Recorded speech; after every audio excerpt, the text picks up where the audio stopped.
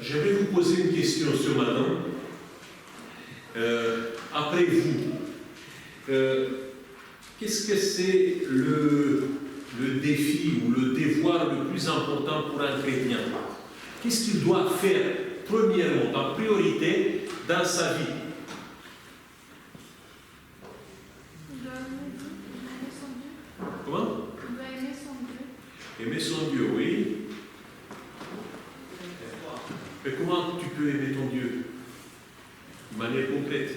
Parce que bon, quand je parle du défi, quand je parle d'un devoir, je parle des choses concrètes. Voilà, je vais terminer aujourd'hui le culte, je vais chez moi, et concrètement, je vais faire ça ou ça. Vous savez, à l'époque de Jésus, si nous allons dans les évangiles, on essaie un petit peu de se mettre dans le contexte de l'époque de Jésus, les défis que les croyants avaient à l'époque de Jésus étaient d'abord de connaître et comprendre parfaitement la Torah, les 5 livres de Moïse, et jusqu'aujourd'hui, vous trouvez chez les Juifs cette passion d'apprendre, de développer, de comprendre, de discuter sur les passages de la Torah. Et dans le milieu juif, il faut savoir qu'ils considèrent que jamais dans l'histoire, ils n'arriveront pas à comprendre totalement la sagesse de la Torah. Donc ça, c'était un défi que chaque juif de l'époque de Jésus se donnait.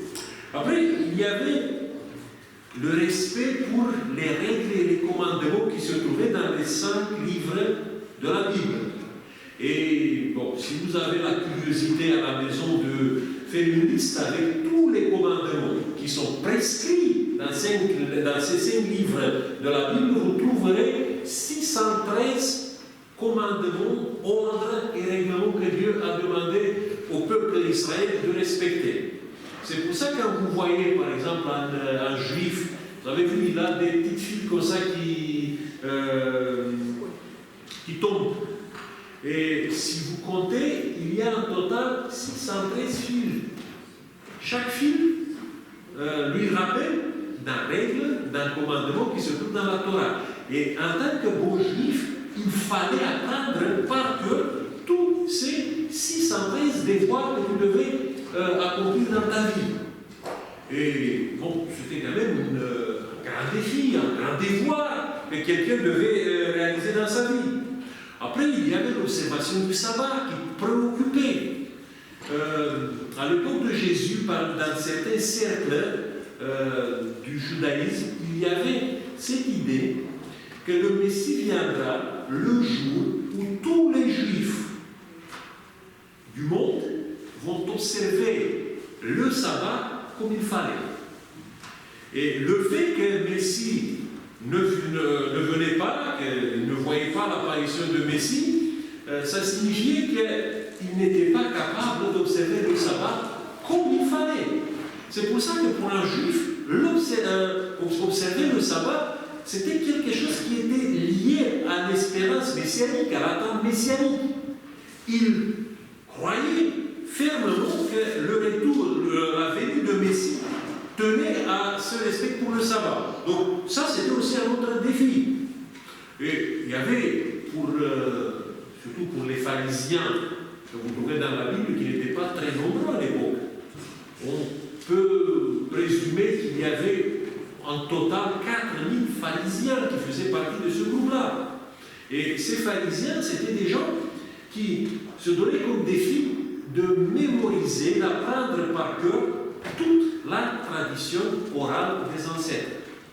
Pour vous faire une petite image de tout ça, bon, allez-y dans une librairie religieuse où vous pouvez trouver là le Talmud, où vous pouvez trouver tous les commentaires qui existent depuis des siècles dans la religion juive, où se trouve la tradition orale qui a été écrite quelques siècles plus tard, après Jésus-Christ, et essayez d'apprendre par cœur tous ces livres. C'est un peu comme ça. C'est plus grand que la Bible. C'est plus vaste que la Bible. Et il fallait apprendre ça par cœur, parce qu'à l'époque, la tradition n'était pas une tradition écrite. C'était une tradition orale que tu devais connaître, que tu devais méditer à elle et que tu devais transmettre d'une manière exacte aux autres. Et quand tu prends tous ces défis, je peux vous dire que ce sont des sacrés défis, des sacrés devoirs pour un croyant. Certains pouvaient regrouper plusieurs de tous ces défis dans leur vie. Et bon, à certains moments, il y avait des croyants qu'on pouvait les nommer des docteurs de la loi, des gens qui étaient spécialistes dans la compréhension de la Bible. Quels sont les défis aujourd'hui? Si vous allez par exemple dans une église adventiste, qui sont les meilleurs croyants d'une église adventiste? Bon, je peux faire peut-être une petite hiérarchie. Il y a des adventistes qui sont préoccupés par la perfection chrétienne, qui vous parlent toujours de leurs préoccupations, de leur passion de devenir, d'avoir dans leur vie une vie parfaite, où le péché a été totalement éliminé, où leur comportement est de plus en plus construit sur la base de ce que la Bible nous dit, ce que Ellen White nous a laissé comme témoignage. Et il y a des gens qui sont des spécialistes dans la perfection. Vous avez aussi des gens qui sont spécialistes dans la connaissance, dans l'interprétation des prophéties apocalyptiques, qui sont capables de lier tous les événements de la semaine passée à un passage, à un texte de l'Apocalypse ou du livre de Daniel, et qui vient pour vous expliquer toujours comment les prophéties vont s'accomplir et comment nous sommes maintenant dans le temps de l'accomplissement des prophéties. Il y a des croyants qui lisent la Bible régulièrement, et on se rappelle que ça c'est un défi, c'est un devoir que nous devons avoir, nous devons mettre dans notre vie spirituelle tout le temps. Il y a d'autres qui sont attachés plutôt à la prière. Il y a des veillées de prière, parfois qui sont organisées dans certaines églises. Les gens participent et les gens se donnent quand même du temps, de l'effort pour faire ça. Bon, si Jésus viendra parmi nous, quel est le défi qu'il va nous lancer? Bon, je vais dans les évangiles, parce que je crois que dans les évangiles, nous avons des défis que Jésus a lancés d'une manière répétée aux personnes qui étaient autour de lui, qui manifestaient un intérêt pour ses enseignements. Et voilà ce que vous trouvez dans les évangiles. Matthieu chapitre 9, verset 9. Un jour, Jésus voit un collecteur des taxes qui s'appelle Lévi. On a attaché aussi le nom de Matthieu à ce premier nom, prénom probablement qu'il avait. Et Jésus le voit, le regarde et lui lance le défi. Et le défi, c'est simple. 6 mois. C'est tout. Et l'homme, il a laissé tout, il a suivi Jésus. Après, dans l'évangile de Jean, qui est l'évangile le plus tardif que Jean a écrit vers la fin du 1er siècle, il y a aussi le même défi que Jésus lance apparemment à certain Philippe, en Galilée. Bon, Philippe qui, peut-être, c'était un juif un peu compromis. Parce que pour un juif, avoir un nom grec à l'époque n'était pas bien vu. Philippe, ça veut dire en grec, c'est lui qui aime le chevaux. Peut-être son père, il aimait les courses de chevaux. Il y avait des hippodromes en Galilée, et dans les hippodromes en Galilée, il y avait des courses de chars. Et il y avait des gens qui aimaient participer, voir ce spectacle. Et il est possible que son père, il aimait tellement ça qu'il voulait que son fils devienne un jour peut-être un conducteur de chars, qui va gagner beaucoup d'argent dans toutes ces compétitions qui attiraient des foules. Des juifs, des grecs, des syriens participaient et venaient voir ça. Et c'est pour ça qu'ils l'ont appelé, plutôt que de l'appeler Jean, ou plutôt que de l'appeler peut-être avec un homme juif, l'on parlait Philippos. C'est lui qui aime les chevaux. Et Jésus dit, voilà, ce juif compromis, il lui dit, suis-moi. Et Philippe le suit. Et vous avez aussi dans l'évangile de Jean, vers la fin de l'évangile, après la trahison de Pierre, après le moment où Pierre il a fait ce qui a été la honte de sa vie, juste avant la crucifixion de Jésus, quand il a quitté, quand il a montré de la lâcheté, de l'infidélité par rapport à son maître. Et après ça, il y a une rencontre au bord du lac de Galilée.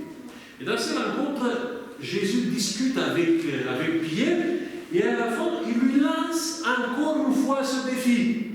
Suis-moi. Il y a 2 fois que Jésus répète dans ce passage ce défi à Pierre.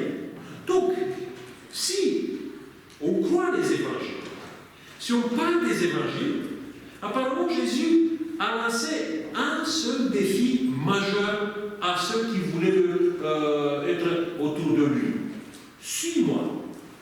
Eh bien, ce défi n'est pas si simple comme ça peut paraître au premier vue. Parce qu'on croit que les gens se sont levés et ils ont suivi Jésus comme ça. Bon, c'est très simple d'aller après quelqu'un qui t'a dit, voilà, je te conduis maintenant, tu n'as pas la responsabilité de regarder ni à droite ni à gauche, tu viens me suivre. Ce n'est pas simple, parce qu'on voit des moments où Jésus a lancé ce défi à d'autres personnes, et ces personnes ont hésité, ont tout en sorte de perplexité quand ils ont entendu Jésus leur rappeler.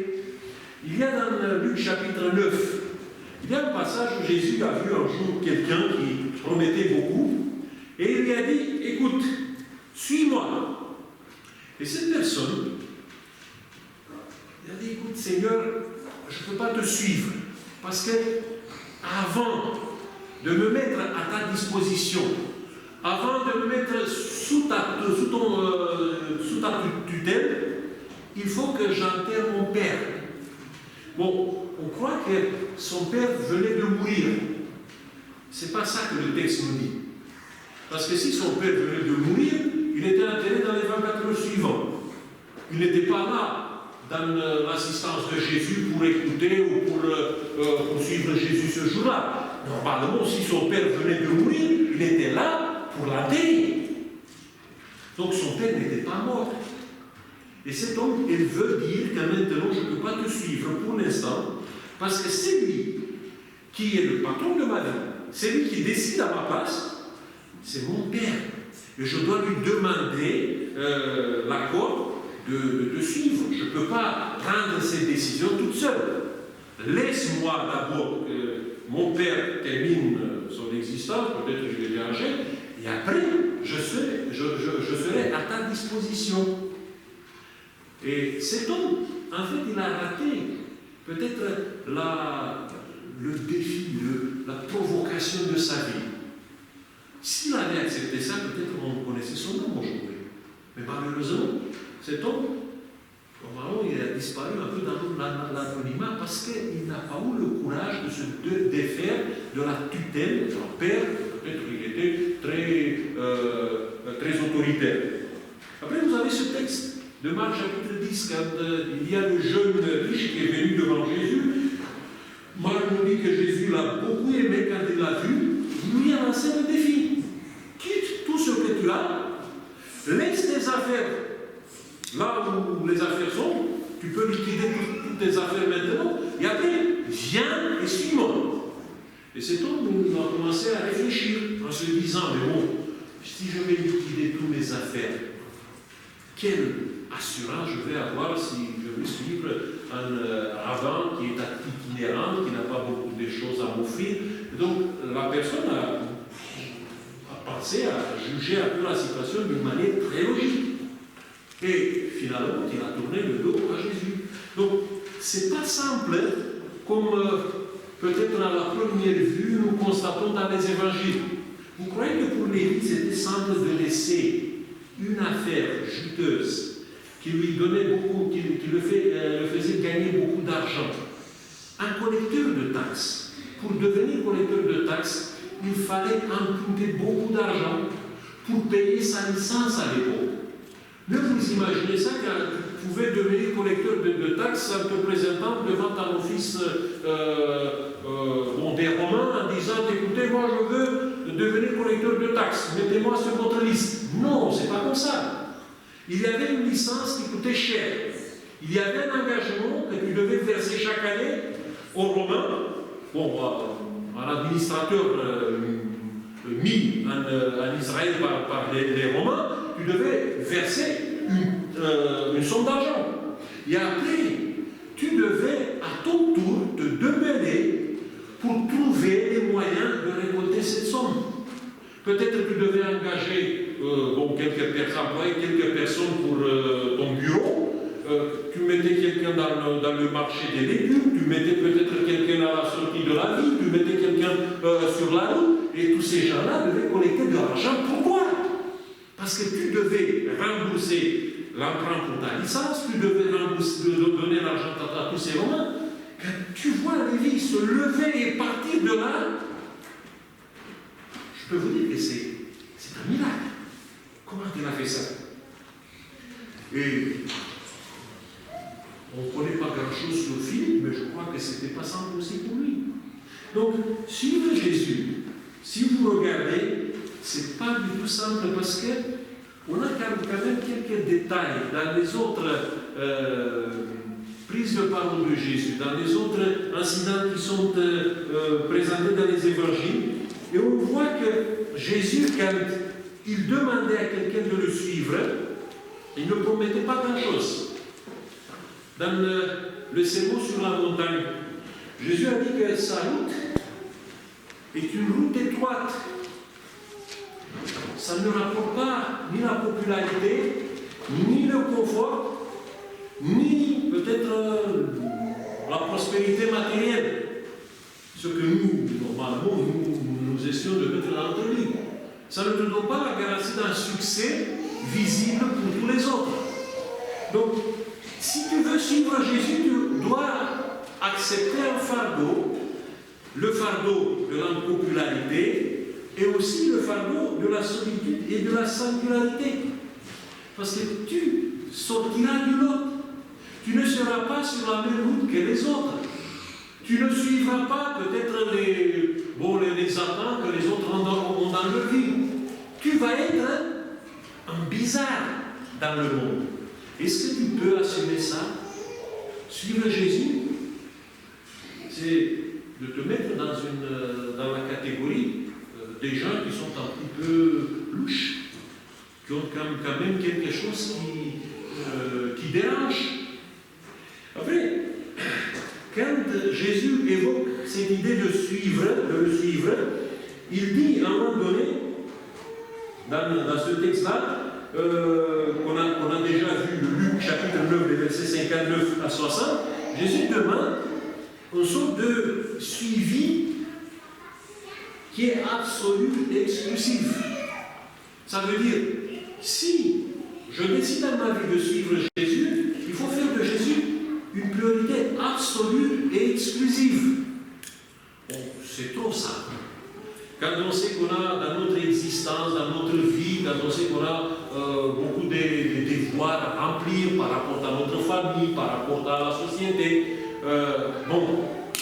donner à Jésus cette priorité absolue, faire ce que Jésus dit dans toutes les circonstances, ça peut paraître excessif. Surtout dans le monde où nous vivons aujourd'hui, où nous avons bien partagé nos secteurs de vie. On a un secteur de vie pour la religion qui est lié au jour du sabbat, ou peut-être un bâtiment, l'église. Et après, il y a d'autres secteurs de vie que nous voulons les contrôler, nous voulons les maîtriser tout le reste de la semaine. Mais mettre Jésus dans tous ces secteurs de vie, je ne sais pas si c'est une chose gagnante. Après, quand Jésus adresse cet appel de le suivre, on voit dans le chapitre 9 de Luc, les versets 57-58, il Il y a quelqu'un qui vient un jour pour dire « Seigneur, je veux te suivre ». Bon, il a vu les miracles. Il a vu le fait que Jésus a multiplié le pain. Et il s'est dit ici, il y a une affaire. Et une affaire en or. J'ai trouvé maintenant la poule avec les yeux d'or. Donc, je vais exploiter ça pour mon bénéfice. Et Jésus le regarde et il comprend exactement ce que cet homme veut. Cet homme, il croit que suivre Jésus, ça va lui rapporter quelque chose. Peut-être, bon, il revêt une vie matérielle accomplie. Mais Jésus lui dit, écoute, si tu veux me suivre, dans cette situation-là, il faut que tu donnes priorité aux valeurs spirituelles, pas aux valeurs matérielles, pas au succès dans ta vie. Donc, pour nous, quand on commence à faire notre liste des attentes, des priorités dans la vie, parfois les valeurs spirituelles passent pas à la première place, peut-être ni à la seconde, peut-être à la troisième, à la quatrième place à notre vie. Bon, ça peut servir à quelque chose d'avoir quand même une spiritualité. Mais la spiritualité n'est pas prioritaire. À l'âge de 20 ans, tu dois quand même construire une belle carrière. À l'âge de 30 ans, tu dois t'acheter une maison, tu dois t'acheter une voiture, tu dois montrer que tu es capable de prospérer dans cette vie. La spiritualité, c'est bien de l'avoir dans notre existence, mais comme un accessoire. Bon, Jésus dit non, la spiritualité n'est pas un accessoire dans l'existence. La spiritualité occupe la place centrale et tous les autres dépendent de ça. Voilà pourquoi suivre Jésus n'est pas du tout simple. C'est pour ça que je me pose la question, mais comment je peux commencer à suivre Jésus? Ou qu'est-ce que je dois faire? Je dois mettre dans ma vie pour dire je suis en train de suivre Jésus. Voilà quelques possibilités de réponse. Bon, je m'engage à étudier la vie de Jésus et aussi d'adhérer à ses enseignements. Bon, on va commencer à partir d'aujourd'hui par lire les évangiles. On va finir la lecture des évangiles, on va reprendre cette lecture en méditant à ce que Jésus a dit. Et finalement, je crois qu'on va finir par adhérer intellectuellement à ces enseignements. Une deuxième possibilité de réponse, c'est de mettre dans notre vie tous les comportements que Jésus nous suggère. Par exemple, la prière de Jésus, je vais la mettre dans ma vie. Il y a certains actes de charité que Jésus a fait, que Jésus nous a suggérés. On a tous les éléments nécessaires pour développer une vie autour des œuvres, des actions de charité. Et aussi, il y a des rituels que Jésus a pratiqués. Il y a le baptême, il y a la communion. Donc, je vais pratiquer toutes ces choses-là à la manière de Jésus.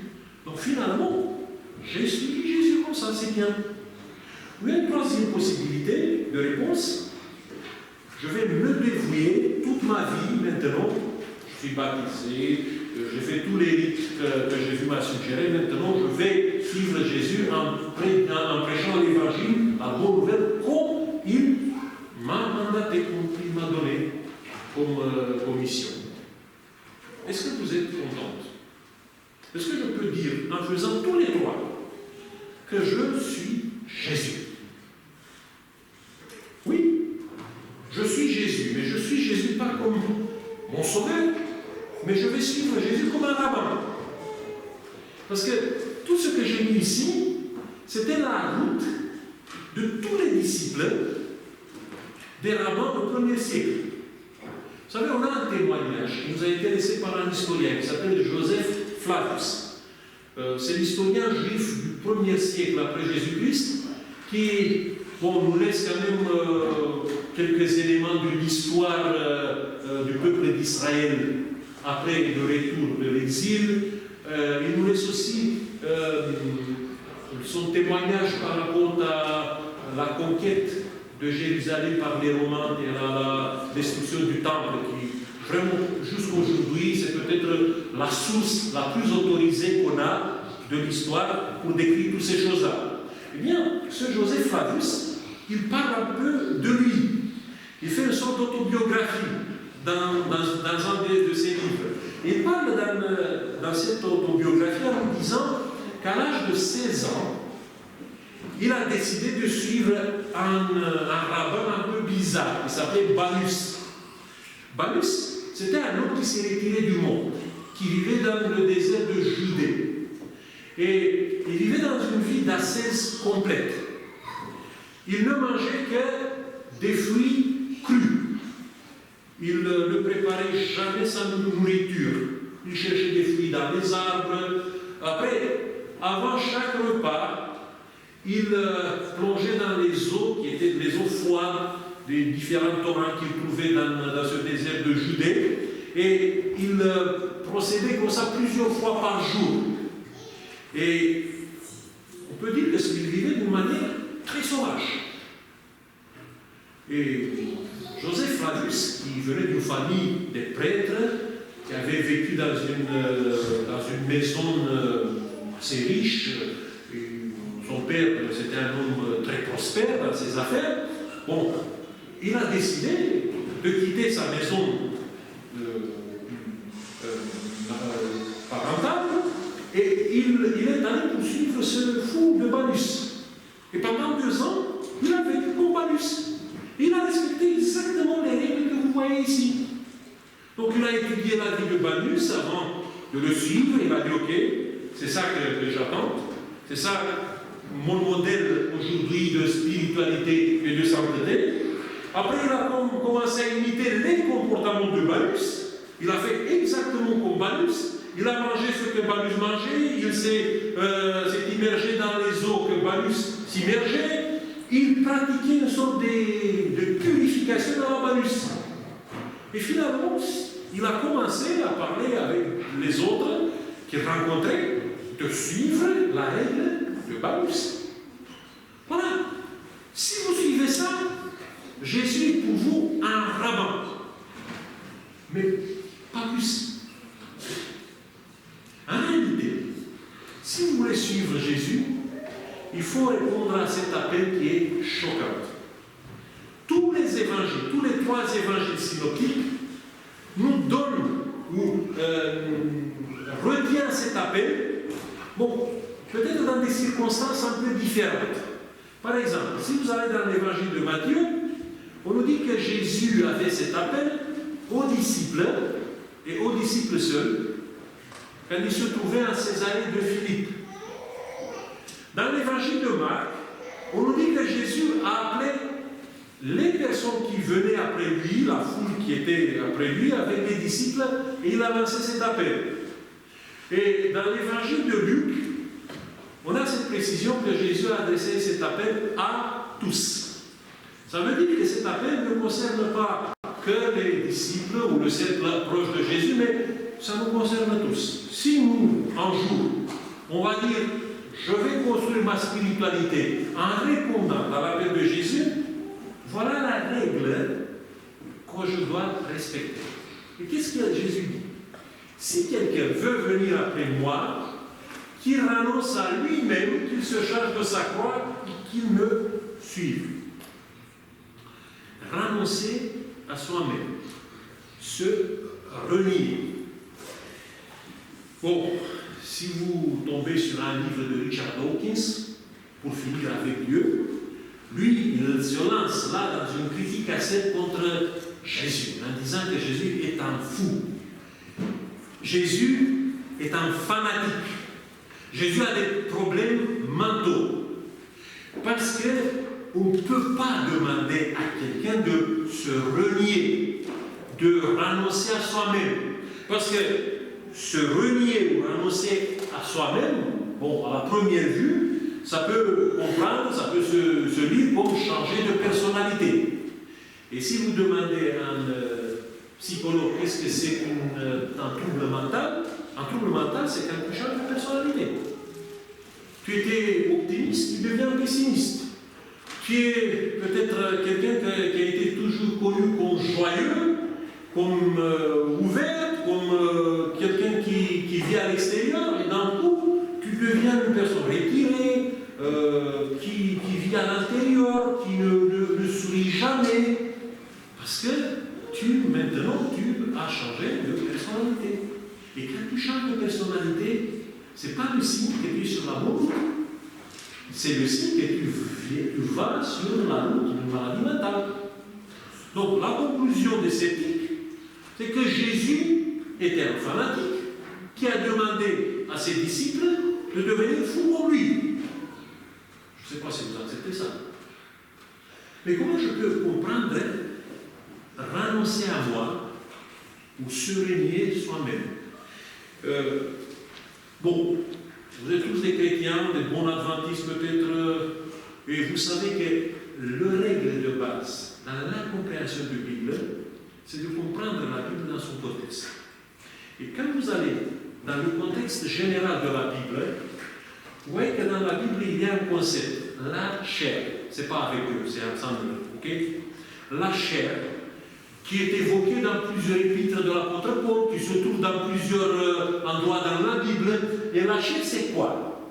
C'est une nature humaine qui a été touchée par le mal, par le péché, après la chute de l'homme.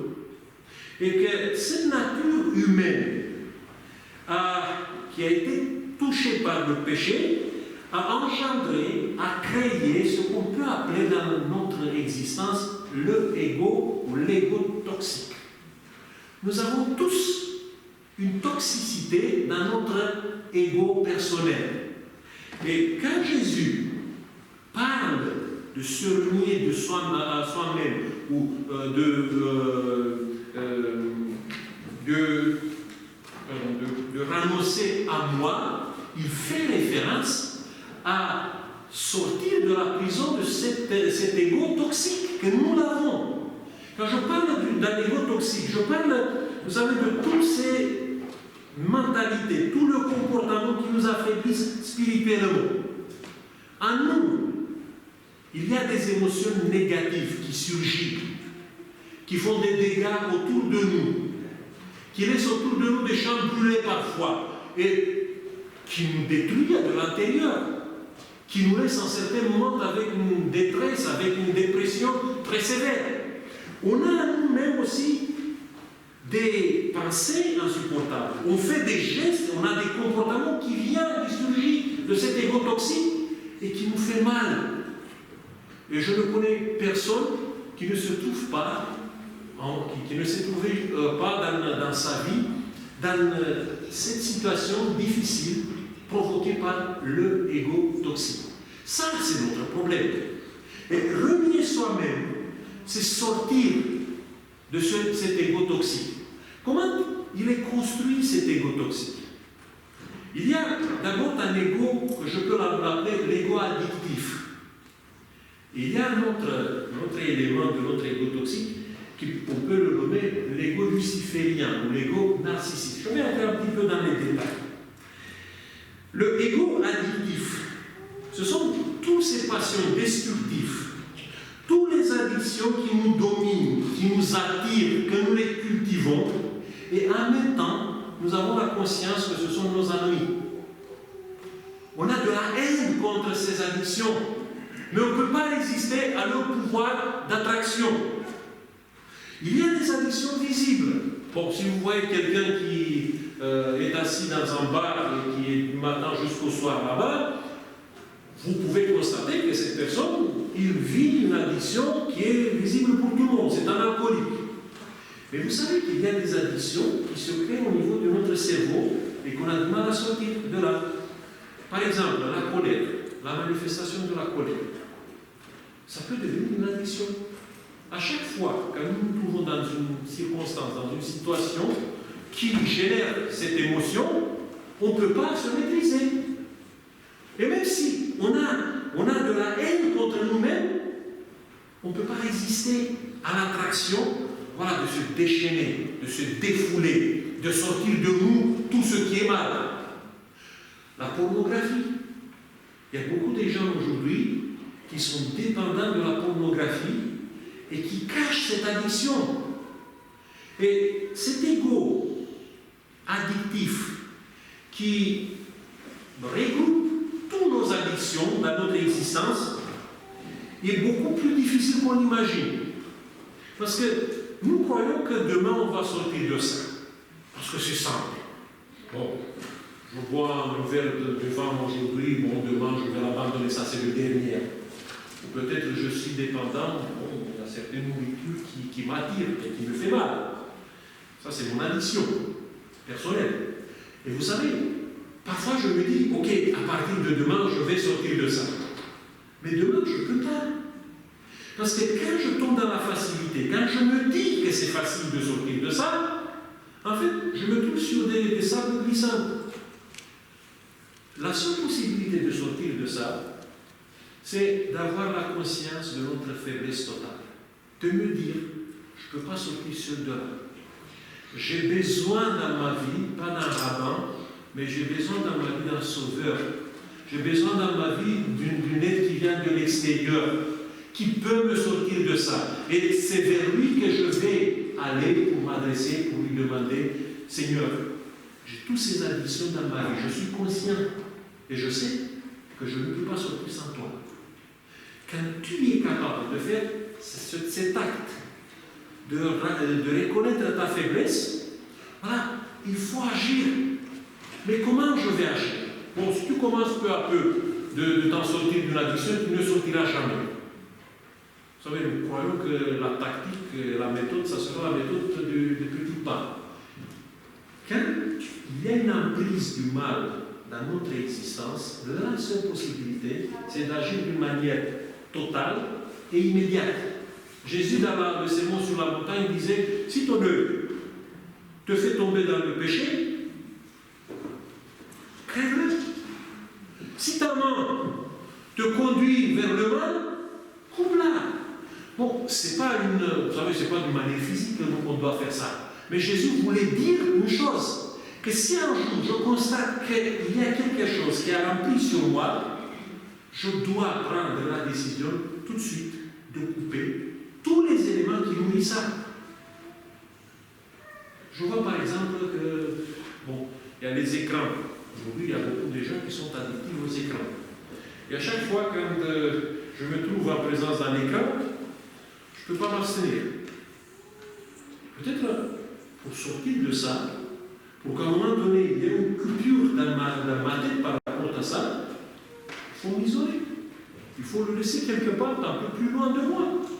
Ou si j'ai un problème par rapport à une addiction à l'alcool ou au jeu de... Vous savez, il y a... Comment ça s'appelle ça? Jeu de fortune. Je connais quelqu'un qui a ce problème. Et à chaque fois que je le rencontre, il me parle de ça. Qu'il a ce problème-là. Et je lui dis, mais qu'est-ce que tu fais pour lutter contre ça? Mais c'est plus fort que moi, je prie à Dieu, je demande à Dieu, je reconnais que je suis faible, mais je ne peux pas. Mais qu'est-ce que tu fais? Il m'a dit, écoute, je vais chaque matin dans un bar, dans un tabac. Vous savez, dans le tabac, il y a toujours des attirances pour les jeux. Là-bas, il y a des petites cartes que tu peux tirer de là, que tu grattes et tu peux gagner. Et la personne va chaque matin dans le bar et il se dit dans sa tête, je vais là-bas pour rencontrer mes amis.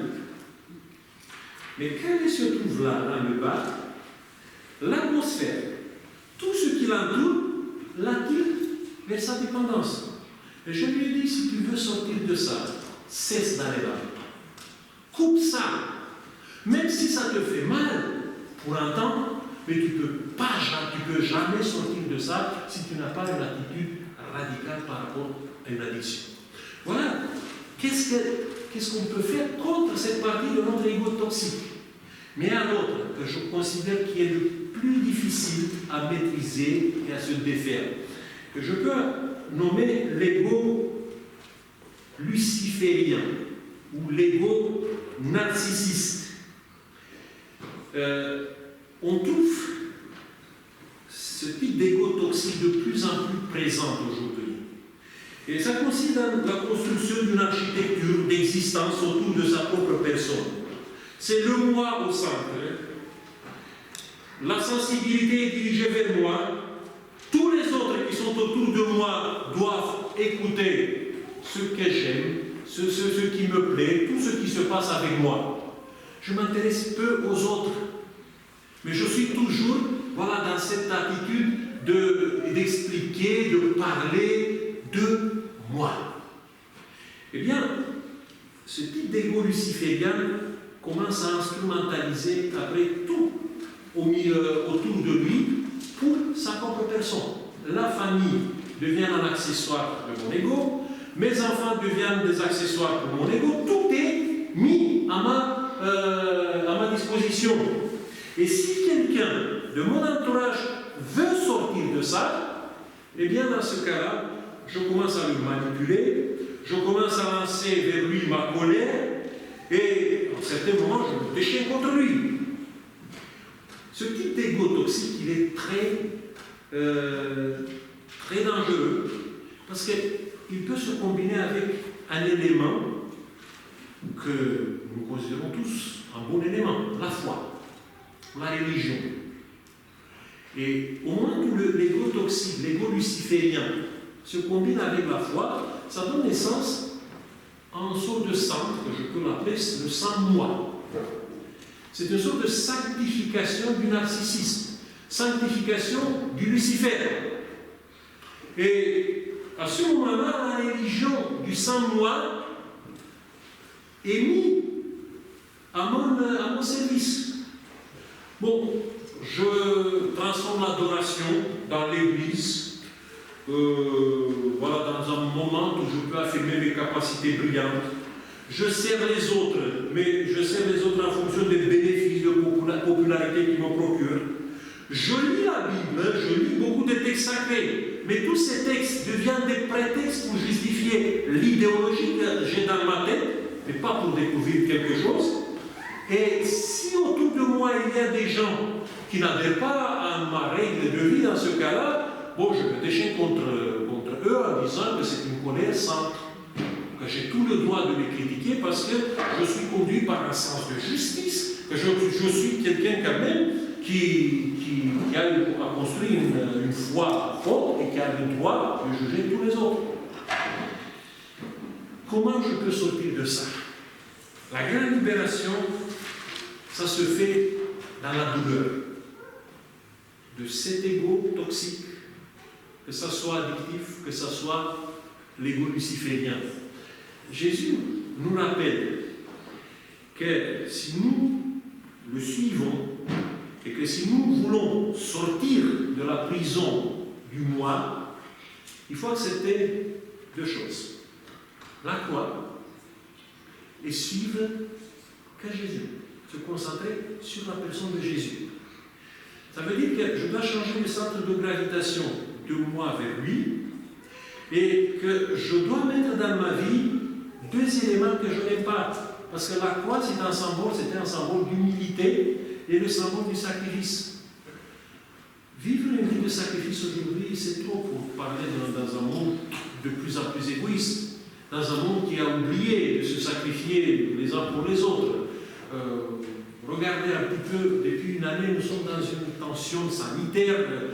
Bon, il y a des gens qui commencent à sortir dans la rue, qui commencent à pleurer, leur liberté a été bafouée. Et quand je vois des chrétiens qui sortent comme ça, sans avoir la lucidité de comprendre qu'est-ce qui se passe, je me pose la question, est-ce qu'ils sont des chrétiens ou des crétins? Sérieusement, c'est ça. Parce que pour moi, un chrétien, c'est un homme qui accepte la notion du sacrifice.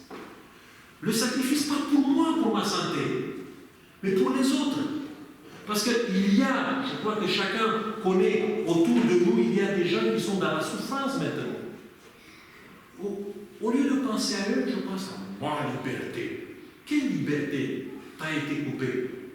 Le fait que tu ne sois pas assis à 18h le soir pour te balader dans la rue, qui est venu chez toi pour t'interdire de prier, pour t'interdire de lire la Bible, pour t'interdire... Qui a fait ça?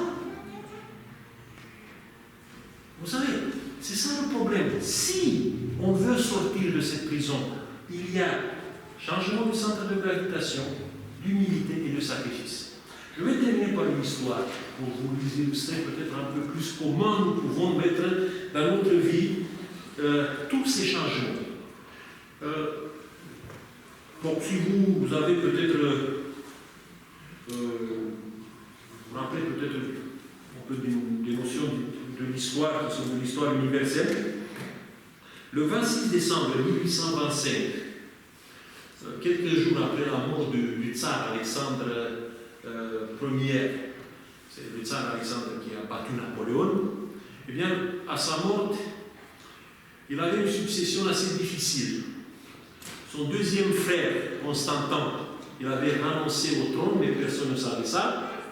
Et finalement, la couronne est revenue à Nicolas. Alors, Nicolas, c'était un prétendant du trône qui promettait d'être un grand tyran. Et à ce moment-là, une partie des officiers de l'armée qui se trouvaient à Saint-Pétersbourg s'est rebellée, parce qu'il y avait des officiers qui sympathisaient avec les idées de la liberté et les idées de la Révolution française. Et ils n'ont pas voulu prêter serment devant Nicolas Ier, le nouveau tsar. Ils ont dit qu'ils ne reconnaissent pas Nicolas Ier comme le tsar légitime, que normalement, ça sera Constantin qui devait prendre la direction de l'Empire. Et même s'ils ont reçu l'explication que Constantin avait renoncé à ses droits au trône, non, ils se sont entêtés, ils ont déclenché une sorte d'insurrection. Il y a 70 personnes qui sont mortes dans cette insurrection, et bien sûr, les rebelles ont été arrêtés, leurs troupes ont été immédiatement mis en prison, et il y a eu une répression terrible contre tous ces révoltés. Il y a 5 qui ont été pendus, des aristocrates, du jamais vu. Après, il y avait 121 aristocrates, princes, qui ont été envoyés en Sibérie. Certains ont été condamnés aux travaux forcés. En même temps qu'ils ont été dégradés.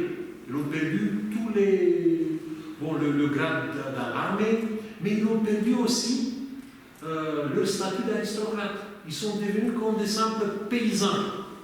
Des gens qui n'avaient plus les mêmes droits comme avant. Et pire que ça, leurs épouses ont été conseillées de divorcer de leur mari en leur disant, voilà, si vous divorcez, on va vous aider de faire ça et vous gardez votre rang, vous gardez vos titres de noblesse et vous serez comme ça épargné de la punition qui a touché vos maris. Parmi ces femmes, il y avait beaucoup de Françaises. Parce que les officiers de l'époque se mariaient avec des Françaises. Des Françaises de l'aristocratie. Et vous savez qu'est-ce qui s'est passé? Eh bien, les femmes de ces révoltés, qu'on les appelle les décembristes, ont décidé de suivre leur époux. Elles ont perdu tout. Les titres, le confort, leur vie, tout a été perdu.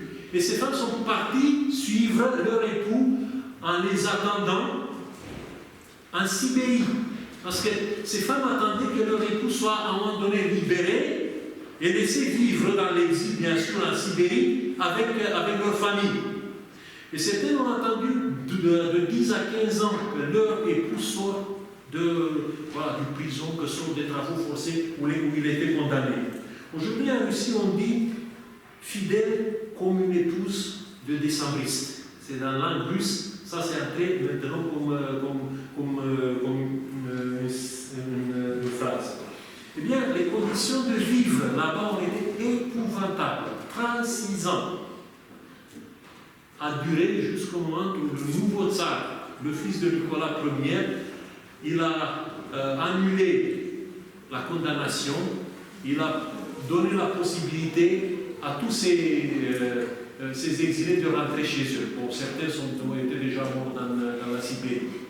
Si vous allez aujourd'hui dans la ville de Irkoutsk, tout au fond de la Sibérie, vous trouvez là-bas un quartier, c'est le quartier des décembristes, avec les maisons qui sont gardées en état, comme un symbole de cette fidélité. Ces femmes qui ont tout le courage d'abandonner tout, de laisser tout, de renier tout.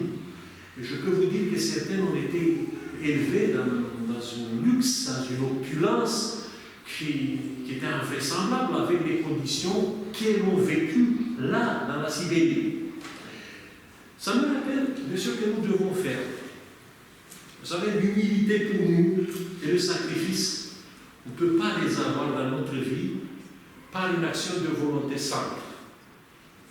Je crois qu'on peut tenir quelques semaines, quelques années, quelques mois peut-être, mais pas plus. À un certain moment, si derrière il n'y a pas une motivation encore plus forte, on ne peut pas résister. Parce que suivre Jésus, c'est un engagement d'amour. Se renier soi-même, vivre dans l'humilité, vivre avec la conscience de sa faiblesse et sortir de ces prisons où on gravite autour de notre personne. Ça demande une relation d'amour que nous devons réaliser avec Jésus. On ne peut pas suivre Jésus sans passer par ce type de relation d'amour. Voilà ce que Jésus disait. Qui aime son père ou sa mère, ça peut paraître excessif aussi. Plus que moi n'est pas digne de moi. Qui aime son fils ou sa fille, plus que moi n'est pas digne de moi. Quiconque ne prend pas sa croix et vient à ma suite n'est pas digne de moi. Est-ce que Jésus voulait dire que je ne dois pas aimer ma femme ou ma fille? Pas du tout.